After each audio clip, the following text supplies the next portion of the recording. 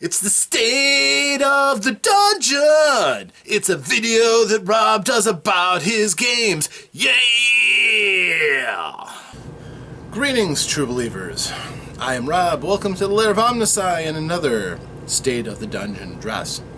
This game was for the game of Mighty Protectors that took place on October 22nd, 2020. The character situation was back to a little bit less stress. They had claimed a new base, an abandoned bunker in the foothills outside of Albany. They were in a state of relative secrecy. Nobody was hunting them at the moment. This is not going to be a common occurrence. They were preparing to go off on a mission from their new ally, Veronica.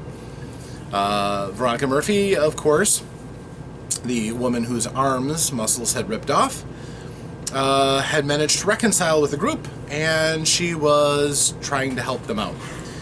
Basically, this time giving them some structure in a way that could get them an ally and hopefully prevent danger and devastation, and also tweak the nose of their former employer, Lord Warbridge.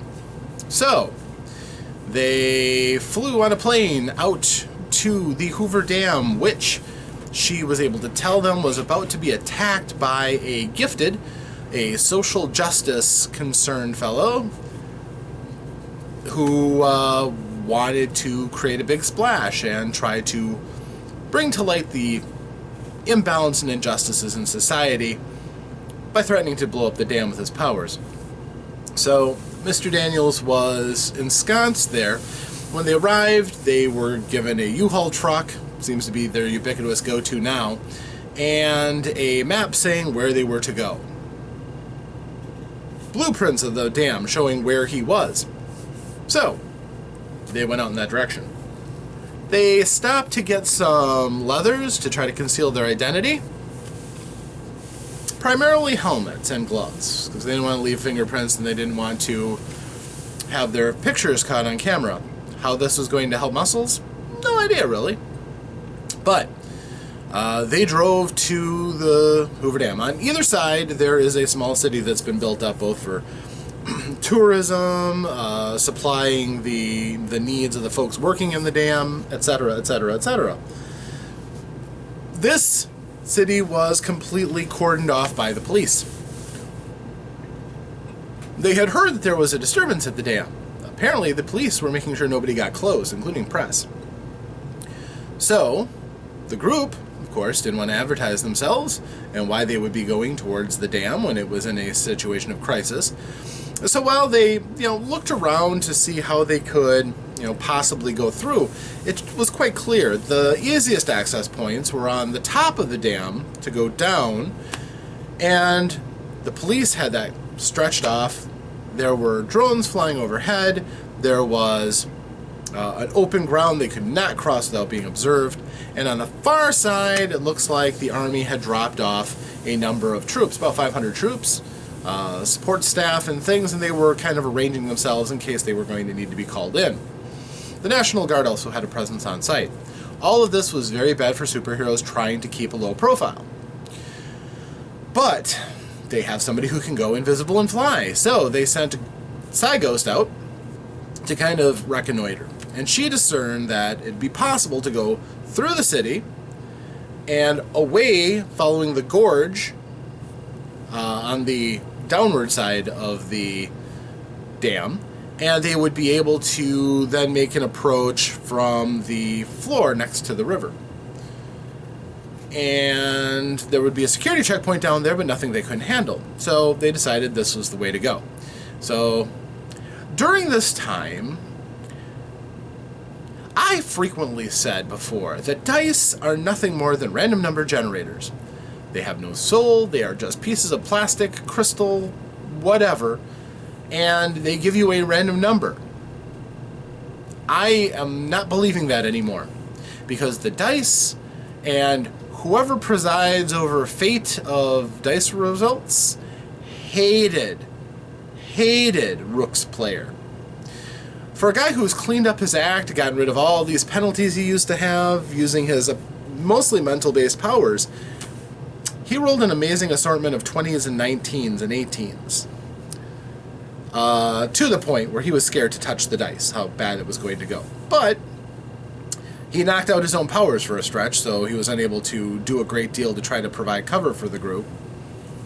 And again, his character frequently tries to descale situations by going on a person's communication and talking to them, trying to talk them down or bluff them. He is terrible at the bluffing. So, you know, it's just not working very well for him that way. But the intel he's gathering is invaluable. So eventually they decide, going off the side of the gorge rather than taking the long road all the way down to the basin and then come back up and around, take too long. Two of the group can fly. Muscles can absorb kinetic impact. The other two are around for the ride. So, Muscles, without really deliberating, grabbed Rook, grabbed Sentinel, barely, and jumped off the side. Now, he didn't super leap so that he flew all the way down to the ground below. He kind of scooted, which he did take some damage doing this, but he also absorbed some kinetic damage and upped his strength a bit, which could be useful. So the group, now that they were at the bottom, and of course the two flyers came down, there was a slight bit of difficulty because the costume that Ghost ended up with was basically a cowgirl with a powder pink and a fringe along the back. Her fringe got tangled up with bulwark, but they made it down without too much difficulty. All of them with motorcycle helmets on so that their features are concealed. They could still have pretty good visibility. So, they were behind cover. I was also rolling poorly. The guards did not guard very well. They did not see these people drop from the top of the gorge down to the bottom. So, they're behind cover, within 20 yards of the place, decide on their plan of attack. The plan of attack basically is there's two rows of security, each with their own fence guarded by two soldiers, and then there are two other soldiers inside of a security booth made of concrete with secured glass windows. Pretty tough to get by without being noticed. There's also fencing around with cameras. They were able to determine the cameras are not being manned, however, so they really weren't anything to be worried about. But how to get through. So, this is the plan. Basically, Sentinel has super speed now, and he's ridiculous with his speed. He just dashed over and swept the two guards in front of the first gate with his repulsor blast, knocking them into each other and knocking them cold. It was brutally quick, brutally sudden. Nobody could react. Nobody really saw that in the booth. So, that worked well. Next, you had Muscles. He had duplicated himself, so there's two Muscles now. They leapt over the first barricade onto the second one. One of the Muscles landed on top of the booth. The other one wanted to land right on top of the two guards and smush them down and knock them out. Which would have worked if he'd have hit, but he was a bit stronger than he was used to being when he did his leap, and he overshot and crashed into the tornado fencing and crushed the gate behind them. That didn't quite go as planned. So the next thing was Rook came up and he fired off his gravity power at one of the guards in the booth. Now his gravity power is now chained with a lightning electricity blast, but the electricity is line of sight, and that got blocked by the barricade itself, the wall of the booth. But the gravity effect did take, and it caught the guy and crushed him. He missed the second guy who didn't know how lucky he got it. But for all intents and purposes, the gravity control effect doesn't have a great visual effect. So he just fell to the ground, kind of clutching himself, and to his friend, he was having a heart attack. So he went over and immediately tried to deliver first aid. So the first booth, completely clueless. Cygos flies up, and she power blasts one of the guard who are getting ready to deal with Muscles and flattens him. The next round, Sentinel can't really get over the gate. He's kind of having a tough time. So Bulwark had flown over, and he was trying to fly over and kind of offer a lift so that he could get Sentinel up. Sentinel can't jump very well. So that didn't work, and Bulwark flew over on top of the second security booth. So Sentinel is, tired of being on the wrong side of the fence, so he takes his power, and now that he can omnidirectionally shunt it, he aimed at the edge of the gate and just blasted it back into the rails, which worked. It's a pretty flexible power now, so he's able to do fun things like that. As he was going through, he turns and he notices that the one guard is not knocked out. He's trying to attend to his friend, and he can see that the one guard has already succumbed to being crushed. He's unconscious after a relatively short amount of time with Rook's power affecting him. Hello, Magic. Say hello to everybody, Magic. So, Rook is able to shut off his power, and Sentinel finishes off the guard with a quick power punch from his force field ability. Oh, I missed you too. So, the group is then able to proceed to the second gate pretty much unmolested. The goon who is there falls prey to another gravity burst and blast of electricity, which really knocks him down and messes him up.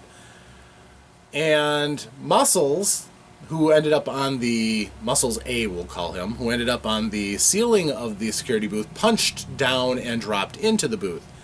Those guards had sounded an alarm already, but now they had Muscles in the booth with them. Cygos fired a power blast down over Muscles' shoulder and took out one of the guards. So there was only one guy left. But for some reason, he had buck fever. He pulled out his gun and he went tackleberry on Muscles. Shot him. He was able to reflexively bring up his absorption ability, however, and he absorbed most of the damage, taking only slight wounds. And now he's really strong and really angry. But before he has a chance to do anything, Muscles B, who's on the other side of the wall, can see everything that Muscles A is doing. They share one mind. And he punches through the wall and takes the guy out with punching through a concrete wall because he's that ridiculously strong. Hi. Are you happy? Yeah. So, the guards are down. The group goes in. There's a door. This time, showing off his new power, Bulwark phases through the door, which costs him a ton of power to do this. Right now, he is really, really raw at doing this. But it's part of his density control. He can now densify himself down to no density at all and pass through objects. So he goes through the door and opens it up for everybody. They go through a garage and basically get into a cargo elevator. And the flyers go up a staircase, which means they can get up a bit quicker. There's a big rush right now because all of them can't wait to talk to Mr. Ezekiel Daniels. They all think they have an angle that'll talk him down. And it's kind of cute to watch all of them kind of fighting over who gets to do the role-playing bit. So, clearly the two who were most interested were Bulwark and Muscles. However, Bulwark gets up first. And instead of going straight to Ezekiel Daniels, instead he goes to the security room to make sure that that's cleared. Along the way, passing by a whole lot of unconscious bodies. And he's not sure why they're unconscious. They're not bleeding. They are clearly alive. But they're all just down for the count. Okay. So he goes over and he finds out that the security computers are all being corrupted by this chrome cube that's resting on top. Seems to be somehow hooked into the device. What it's doing, he has no idea. This is tech or something that he doesn't quite get. Not without studying it, at least. So at this time, It comes to pass that they get to the room where they know that Daniels is in. Muscles opens the door, walks in, and goes, Ezekiel! And then gets hit with Ezekiel's, basically, paralysis power. He counter tremors the neurons and impulses that cause a person to be able to move their bodies willingly, and he can shut that down for a time while he's upholding a power. So he shuts Muscles down one shot. Down he goes. The others are like, okay, now can we talk? Because we're not your enemies. We don't want to hurt you. We're actually here on your behalf, trying to make sure that you have a good chance. And at this point, it really comes down, Ezekiel does recognize the group. Kind of hard. They become some of the most viewed people between Mr. Z, Muscles, and Bulwark, since they unmasked in front of everybody. So he can recognize them. They're pretty obvious. And he suddenly realizes, oh crap, this is a superhero battle all of a sudden. So he gets ready to size things up, and Takeshi goes, we don't want to fight. We're just letting you know what the situation is. Yes, you've got the army up there, and you're probably fine. But there's a superhero group coming, and they're not heroes. These guys are bad juju, and they want to take you prisoner and take you back with them and make you do what they want you to do. We broke free from that group. We want to get you out of here without, unnecessary violence and, give you a chance. And rolled a really good cool check. He was like, okay, yeah, this makes sense. Because he really didn't have a good exit plan for this. He demonstrated his abilities, went into the dam and delivered his ultimatum, and he really didn't have an end goal. He was pretty much fine with blowing up the dam, dying, but, making his statement. And it wasn't a really well thought out plan, but to be fair, Mr. Daniels is kind of impulsive and not a deep thinker. Kind of like other people that we know. So his power definitely has gone to his head. So he's like, okay, I'll go with you guys. One of the inroads that Bulwark wanted to do was that he had been lately tagged with a bullet. One of the guards had actually shot him, but not severely, just a shot in his side abdomen. And Bulwark was offering to take a look at it medically, because now he's got medical skills, and all of a sudden this black doorway just opens up on the far side of the room, and 4 people come through. They're a motley crew, to say the least. You have one young man who is dressed in a white lab coat, red gloves going nearly up to his elbows, and a visor, which Bulwark correctly called out that he was cosplaying as Dr. Horrible, the Neil Patrick Harris's character in Dr. Horrible's Sing-Along blog. Highly recommended, by the way. I really do like that musical. Another one was dressed in a chicken suit. The kind of comical one you see sometimes sports mascots wear. Yeah, that one. One guy was dressed in a leisure suit. He had a little wispy goatee, black straight hair, and this powder blue leisure suit, big bell bottom on his blue slacks. And the final one was this rather rotund individual who is dressed like a budget ninja. Black sweatshirt, black sweatpants, black tennis shoes, and looks like a Halloween pullover mask. And these guys came in with the intention of trying to stop Ezekiel Daniels. Tremor, as he's called. He calls himself. Then all of a sudden, they find there's a whole party in here, including some people that they recognized. They recognized Bulwark because he had unmasked. They surely recognized Muscles because he's kind of hard to miss. He's 15 feet tall at this point. And he had the tremor effect removed, so he was able to move again. And they're like, oh, we are out of our league. And the group made some threatening gestures. Muscles has determined that he enjoys threatening to rip people's arms off now. And so they were getting ready to run away. The group is like, wait, we can't have witnesses to us. That's going to be very bad. And we also don't want them going and getting caught by the cops. Number one, it's bad for them. They're possibly gifted. And number two, well, they'll tell people we're alive, and then all of our problems are back again. So, nope, we need to take care of this. So, Bulwark throws up a force field in front of the escape door that they were going to get ready to use. And Sentinel, well, he got ready to rumble. He threw up his force field and, got ready to party. Without knowing what the other guys could do, defensive posture seemed to be pretty ideal. However, some of them looked like they were getting ready to fight, and basically, Tremor just turned his power on the whole room. He can do a global blast, which is how he knocked out most of the people that were in the dam. He just used his global effect the moment he came into a room.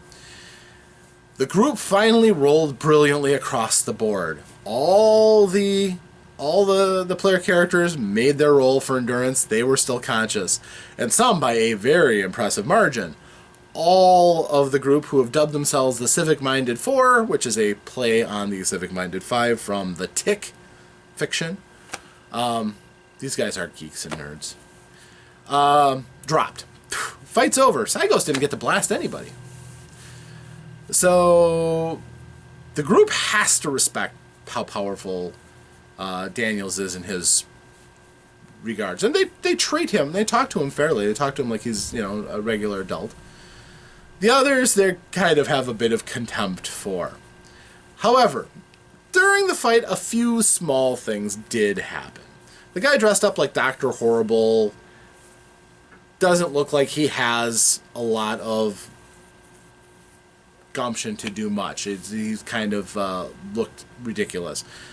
The guy in the leisure suit, turns out that he's got some hot disco moves that make him very elusive, and he's the guy who can generate those portals.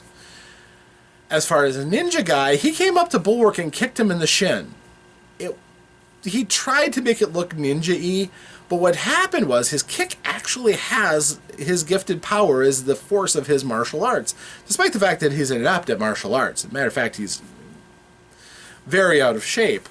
And it would be comical watching him get into a fight with somebody who knows what he's doing. If he hits like a ton of bricks because his power is magnified. He actually has a zero-range power blast with his punches and kicks. So he did hurt Bulwark pretty severely with his kick. Although Bulwark did roll with it. He got his leg kicked out and rolled. But all in all, they were all shut down. Oh, and of course, the chicken guy? He admitted that his costume is just the only thing that was lying around when they decided to go superhero. But it turns out that he can set parts of his body on fire, which doesn't set his costume on fire. And he punched Z, or Muscles. And he got a critical success. I rolled a 1, and he hit him in the, what was a low blow. And the critical basically sprained some muscles, so Z is actually in quite a bit of pain from this punch. He wasn't able to absorb it. So, burned, sprained, not having a good time with it. But all of the Civic-Minded 4 were knocked out by Ezekiel Daniels. And the group's like, we gotta go. What's our exit strategy here? And this time, Cygos has telepathy now. She has expanded her psychic powers using her training time. And she telepathically communicated to Leisure Suit Guy, where's your portal go to? And he's like, outside by James's car. So they went through and they appeared up in the city. After doing some reconnoitering and making sure it was pretty safe. There was only one cop who was watching, and they popped out in front of him and knocked him out quite quick order.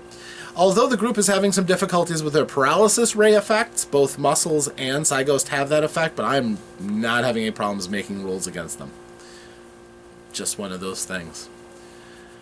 So they do knock him out, and then they, check to see if the coast is clear.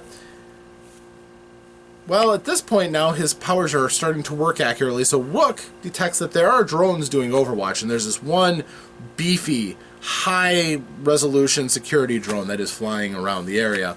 Can see them, but he uses it to see a clear path to get out, to get back to the U-Haul, which has not been seen by anybody. But they want to get rid of the drone, too. So they decide they take the van. James' mom's going to be so ticked. Z picks it up and throws it at the drone and crushes it. Rolls brilliantly. The drone, he's so strong at this point that he can lift up vehicles, no problem, and use them for missile weapons. So the drone is smashed. So is, of course, the van. And now everybody's attention is on them. But they've got the U-Haul back because, fortunately, their flyer, Bulwark, was able to fly over, get the van, or get the U-Haul, bring it back. They got in, took off. At this point, it comes down to Sentinel making really good rolls, and he does. He's very good at driving, and he manages to snake them out of the city away from the police. Occasionally aided by Rook using his powers to mess with the communication. Eventually, he just blanks everything out, which is one of his special powers. Being able to create a white storm scream that knocks out all communications and sensor relays for the most part. So they get back to Vegas. They get back to the plane. Everybody's coming. Ezekiel Daniels is coming. The Civic-Minded 4 is coming. Along the way, they actually convince them that it's for the best. They can train them in the use of their powers. They can tell them what this is all about. And they can have some shelter and protect their families. They're sold. Although the guy who's cosplaying as Dr. Horrible is not happy about it. But he's kind of a prickly guy anyhow. So they get into the plane and they fly. This is, again, a CIA-backed cargo plane with no questions asked, cargo, flying back across to Albany. Along the way, they have a chance to rest, so everybody's back at full power, and they chat. And they get to talk about, the different motivations, things that are going on. Civic-Minded 4, of course, have some questions. They learn something about the individual personalities of the people. But they get back to Albany, and then they get back to headquarters. They meet up with Veronica. Veronica is happy, of course, to see them, but she knows that they made it. She's pretty confident in her abilities and what she knew. And she was, however, surprised to see that they had 5 people instead of just 1. She did not expect that they were going to come back with the kids of Las Vegas. So they are now a kind of a big, happy, dysfunctional family. The group is getting ready for an info dump because a lot has been happening in the world, and they are definitely needing to get clued in on all of the things that have happened. They also are going to be getting prime information on the info net that's been going up, gathering information about the Gifted, and in no small way finding out what exactly people think of them and what their position is in the whole thing, because right now it's not rosy. They're also going to have an opportunity coming up. The next operation is to work directly against Warbridge. They're going to go and get their families, and then they're going to go and immediately make a strike on Foxhaven for what assets they can get from there. So, it will be fun and very action-packed next time. So, thank you for joining me, True Believers. Until next time, this has been Rob and another State of the Dungeon address. So, farewell.